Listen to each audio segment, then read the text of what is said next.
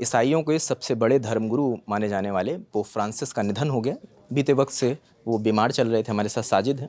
कैसे हुआ, कितने बजे जानकारी आई? आज 21 तारीख को सुबह लगभग 7 बजे करीब ये ख़बर आई कि उनका निधन हो गया। 88 साल की उनकी उम्र थी और वो मिड फरवरी से मतलब अस्पताल के चक्कर काट रहे थे, अस्पताल में भर्ती थे। उनके फेफड़ों पे इन्फेक्शन हो गया था और कुछ मीडिया रिपोर्ट से भी बताते हैं कि उनको निमोनिया की भी शिकायत थी। लंबे वक्त से वो अस्पताल में भर्ती थे। कल ही जो अमेरिकी उपराष्ट्रपति हैं जी.डी. वैंस, जो आज भारत भी आए हुए हैं, वो कल इटली गए हुए थे और ईस्टर का मौका था। तो ईस्टर त्यौहार है, क्रिश्चियनों का ये त्यौहार है। उसमें वो इसलिए सेलिब्रेट किया जाता है कि जब ऐसा क्रिश्चियन मानते हैं कि जब ईसा मसीह को सूली पर लटकाया गया था और उसके 2 या 3 दिन बाद वो वापस पुनर्जीवित हुए थे, तो उसकी खुशी में ईस्टर त्यौहार मनाया जाता है। तो कल के दिन ईस्टर मनाया जा रहा था और कल उन्होंने पोप फ्रांसिस ने मुबारकबाद भी दी थी ईस्टर की और जी.डी. वैंस से उनकी मुलाकात भी हुई थी। कल तक सब कुछ सही था, वो लोगों से इंटरेक्ट कर रहे थे और आज सुबह ये खबर आई कि उनका निधन हो गया 88 साल में। आज जो दर्शक हैं हमारे, जो पोप फ्रांसिस से नहीं रूबरू हैं, उनके परिचय से रूबरू नहीं, उनके बारे में अगर थोड़ा ब्रीफ बता सकें। जी रजत, तो क्रिश्चियन, पहले हम थोड़ा बेसिक क्लियर करना पड़ेगा। तो 3 तरह के क्रिश्चियन होते हैं। रोमन कैथोलिक, जो दुनिया में सबसे ज़्यादा है, ईस्टर्न ऑर्थोडॉक्स और होते हैं प्रोटेस्टेंट। तो सबसे ज़्यादा दुनिया में जो आबादी है 1.25 बिलियन के आसपास जो है रोमन कैथोलिक की मानी जाती है। और रोमन कैथोलिक क्रिश्चियनों के ही सबसे बड़े जो गुरु हैं वो पोप फ्रांसिस हैं। ठीक है, 2013 में वो चुने गए थे। उनका चुनाव हुआ था 2013 से अब तक वो बने हुए थे अपने पद पर। और फिर 266 पॉप थे वो। चुनाव होने के बाद 266 पॉप वो बने थे। जब हम रजत इसकी ख़बर देख रहे हैं, अंतर्राष्ट्रीय मीडिया की हेडलाइन जब हम देख रहे हैं, तो एक चीज़ बताई जा रही है कि वो गैर यूरोपीय, लगभग 1000 साल के बाद कोई गैर यूरोपीय शख्स इस पद पर बैठा है। इसके पहले तक ना यूरोप से आने वाले लोगों का इस पद पर दबदबा रहता था, लेकिन ये अर्जेंटीना से आए थे और अमेरिकन महाद्वीप में अर्जेंटीना पड़ता है, तो इस वजह से भी उनका एक अलग महत्व था। लेकिन जब हम और हिस्ट्री में पीछे जाते हैं तो देखते हैं कि उनके बाप दादा जो थे पोप फ्रांसिस के, वो इटली में ही थे। मसोलिनी के जुल्म, जब मसोलिनी का जुल्म सितम इटली में एकदम बढ़ रहा था, तब वो वहाँ से भाग कर गए थे अर्जेंटीना और वहीं वो पोप फ्रांसिस पैदा हुए।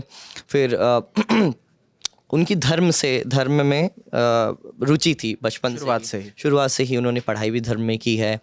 लेकिन कुछ वक्त के लिए उन्होंने एक केमिस्ट टेक्नीशियन का काम किया और कुछ मीडिया रिपोर्ट्स में पढ़ रहा था, तो उसमें ये जिक्र है कि वो फूड चेन सप्लाई में भी काम करते थे। लेकिन एक वक्त के बाद धर्म की तरफ उनका रुख लगाव बढ़ता गया और 33 साल की उम्र में वो एक लोकल चर्च के पहली बार पादरी बने। फिर धीरे धीरे उन्होंने अपने उन्नति की और 2013 में पोप फ्रांसिस के पद पर वो चुने गए। जी, तो हालिया बीते दिनों में कुछ चर्चा में थे पोप जी। उनकी बहुत सारी आलोचना है और बहुत सारी सराहना भी की जाती है। तो कुछ सराहनाओं की पहले बात कर लेते हैं। तो अभी हम देखते हैं कि दुनिया में अलग अलग जगह पे, अलग अलग मोर्चों पे युद्ध चल रहे हैं। रशिया यूक्रेन वॉर हो या गज़ा में जो अक्टूबर 2023 से युद्ध चल रहा है, तो पोप फ्रांसिस के वक्तन फ़वक्तन ऐसे बयान आते रहे हैं कि जो भी दुनिया में जहाँ भी युद्ध चल रहा है, उन युद्ध को रोका जाए। अभी ही पिछले हफ्ते का ही उनका बयान था, गज़ा में उनके शब्द थे, गज़ा में जो नरसंहार चल रहा है उसको रोका जाए, तुरंत सीज़ फायर किया जाए। इमीडिएट सीज़ फायर की बात उन्होंने पिछले हफ्ते भी की है और बीते महीनों कई दफ़े उन्होंने सीज़ फायर की बात की है। गज़ा में शांति बनाए रखने के वो हमेशा पक्षकार। जी, उन्होंने शांति की बात की है। और उसके अलावा एक बहुत ही चर्चित केस था कि चर्च में छोटे बच्चों के साथ यौन शोषण हुआ था। तो पोप फ्रांसिस से जवाब मांगा गया कि आपकी भी तो जवाबदेही, आप ईसाइयत के सबसे बड़े धार्मिक गुरु माने जाते हैं। तो कुछ वक्त उन्होंने चुप्पी साधी रही। तो फिर उनकी आलोचना हुई कि जब छोटे बच्चों के साथ यौन शोषण हुआ है तो आप क्यों नहीं बोल रहे हैं। तो फिर कुछ हफ्तों पहले उनका बयान आया था, उन्होंने इसकी आलोचना की थी और गलत बताया था कि यौन शोषण हुआ है।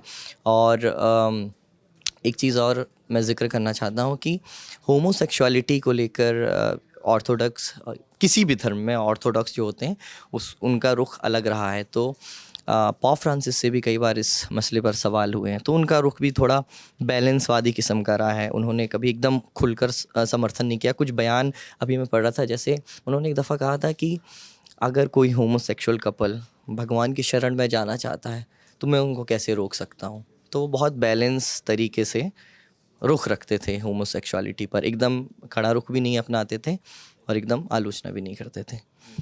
तो कुछ और कुछ जोड़ेंगे?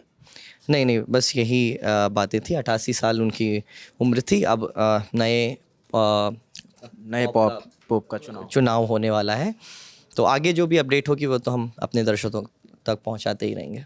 बिल्कुल, ये हमें लगा ये ज़रूरी खबर है कि पोप फ्रांसिस अब नहीं रहे। आज 7 बजे सुबह ये खबर आई है। इससे जुड़ा जो भी अपडेट होगा वो हम आपको बताते रहेंगे। कैमरे के पीछे मोहन है, इस बातचीत में हमारे साथ साजिद थे। मेरा नाम रजत है। देखते रहिए दलाल एंड टॉप। शुक्रिया।